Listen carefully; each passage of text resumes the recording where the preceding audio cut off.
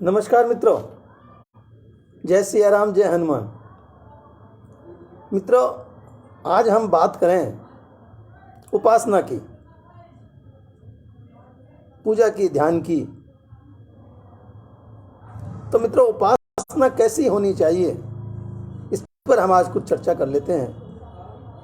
आशा है आपको ये मेरी चर्चा और ये वीडियो आपको पसंद आए, तो इसे शेयर कर दीजिएगा, लाइक कर दीजिएगा और बेल आइकन को दबा करके इसको फॉलो भी कीजिए और सब्सक्राइब भी कीजिए। तो आइए चलते हैं हम उस चर्चा की ओर जिसका शीर्षक हमने रखा है आज, उपासना। उपासना की प्रक्रिया जो होती है, उसको यदि हम अंतःकरण की बहुत ऊंची चिकित्सा अगर कहें तो अतिशयोक्ति नहीं होगी। उपासना जो होती है वो हमारे अंतःकरण का ऐसा इलाज कर देती है, ऐसा उपचार कर देती है कि जिसका उपचार किसी भी अन्य तरीके से नहीं हो सकता। कुसंस्कारों का जो कषाय, कलमश महाव्याधि बनकर के हमारे शरीर में प्रवेश कर चुका होता है, उससे छुटकारा पाने के लिए एक यही रामबाण औषधि है कि हम उपासना करें। उच्च स्तरीय श्रद्धा और उसका जागरण और वरिष्ठ निष्ठा का प्रतिपादन ही भगवत भक्ति की शिराओं में दवाओं का प्रवेश कराने के लिए इंजेक्शन की पोली सुई की तरह भूमिका निभाती है। उपासना जो है वो एक ऐसी दवा है जो हमारे शरीर में जाकर के हमें बिल्कुल निश्चल कर देती है और वही कार्य उत्कृष्टता को अंतःकरण की गहराइयों तक पहुंचाने के लिए उपासना करती है, जो कार्य दवा इंजेक्शन के द्वारा हमारी शिराओं में डाल करके हमें रोग मुक्त करती है। उसी प्रकार से उपासना, आराधना भी हमारे अंतःकरण को बिल्कुल निर्मल बना देती है। पिछले कुछ दिनों से या कुछ वर्षों से उपासना के नाम पर कुछ लोगों ने ऐसा भोंडा जंजाल फैला रखा है कि वो जनसाधारण के गले में एक फंदा बनकर के लटका दिया गया है। आज उस देवता की पूजा कीजिए, आपको इसका ये फल मिलेगा। उस देवता की ये पूजा इस तरह पूजा कीजिए, आपको ये फल मिलेगा।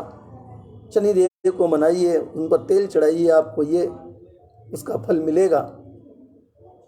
कहने का मतलब यह है कि उन्होंने ऐसा जाल फैला रखा है कि देवताओं को फुसला करके उचित अनुचित मनोकामनाएं पूरी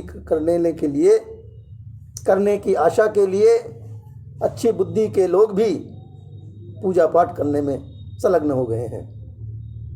कुछ लोग इस तरह के हमारे समाज में आ गए हैं कि उन्होंने हमें राह से भटका दिया है।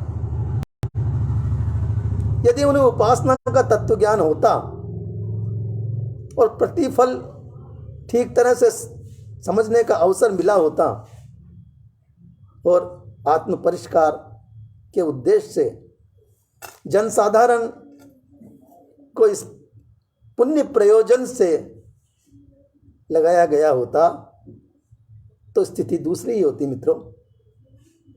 मित्रों, उपासना के माध्यम से आस्थाओं के उत्कर्ष का उद्देश्य ध्यान में रखा गया होता तो व्यक्तित्व निखरते, परिष्कृत होते और प्रखर बन जाते। तब उपासना करने वाला भिक्षुक नहीं होता, वरन दानी बनने की स्थिति में हो जाता। आज हम देखते हैं कि अपने आप को उपासक कहने वाले, अपने आप को महंत कहने वाले, अपने आप को बहुत बड़े संत कहने वाले अपने प्रवचनों में बीच बीच में कहते रहते हैं कि आप ऐसा कीजिए, दान पेटियां रखी है, उन दान पेटियों में दान दीजिए। यदि वे सच्ची उपासना करते तो आज वे मांगने वाले नहीं, महादानी कहलाते हैं। स्वयं तो पार होते ही असंख्य लोगों को भी अपने उपासना की नाव में बैठा करके इस भवसागर से पार करा लेते हैं। देवताओं के सामने उपासक को नाक रगड़ने की कोई आवश्यकता नहीं होती है। जो सच्चा उपासक होता है वो देवताओं के आगे नाक नहीं रगड़ता, बल्कि स्वयं अपने में इतना देवत्व का उदय कर लेता है कि उसके संपर्क में आने वाले मनुष्य को, प्राणी को ऐसा लगता है कि जैसे मैं स्वर्ग में आ गया हूं। उसमें इतना तेज व्याप्त हो जाता है कि वो देवत्व जैसा उसको लोग महसूस करने लगते हैं। प्राचीन काल में यही होता था, आत्मविज्ञान का यही स्वरूप था, और ऐसे ही प्रखर उपासना का अभ्यास भी करवाया जाता था। गुरुकुल में उपासना की पूरी पद्धति ए से लेकर के जेड तक समझाई जाती थी। कैसे उपासना करनी चाहिए, कैसे ध्यान करना चाहिए, किस समय करना चाहिए, और उपासना करने से देवत्व कैसे प्राप्त होता है, ये सारी विधि गुरुकुलों में समझाई जाती है। लेकिन विडंबना है कि पिछले दिनों में कुछ शासक प्रशासक ऐसे आए जिन्होंने गुरुकुलों को बंद कराने की अहम भूमिका निभाई। लेकिन अब समय आ गया है कि हम हमारे हर घर को गुरुकुल बना दें। हम हमारे बच्चों को बता दें कि पूजा पाठ का ढोंग छोड़िए, उपासना कीजिए, ध्यान कीजिए, आप में स्वयं देवत्व उत्पन्न हो जाएगा। अभ्यास कराइए अपने बच्चों को। आज फिर उसी तथ्यपूर्ण उपासना पद्धति से जन जन को अभ्यस्त कराने की आवश्यकता आन पड़ी है। मैं आप सभी से करबद्ध प्रार्थना करूंगा कि आप स्वयं भी उपासना ध्यान पद्धति को अपनाइए, छोड़िए ढोंग को, और अपने में देवत्व पैदा कीजिए, अपने में देवत्व उभारिए, अपने में तेज उभारिए, इतनी शक्ति पैदा कर लीजिए कि आप में स्वयं किसी से मांगने के जैसे न रहें, देने जैसे हो जाएं। आज बस इतना ही। फिर कभी इसी तरह से इसी पटल पर आपसे मुखातिब होऊंगा। तब तक के लिए नमस्कार, प्रणाम, जय सिया राम।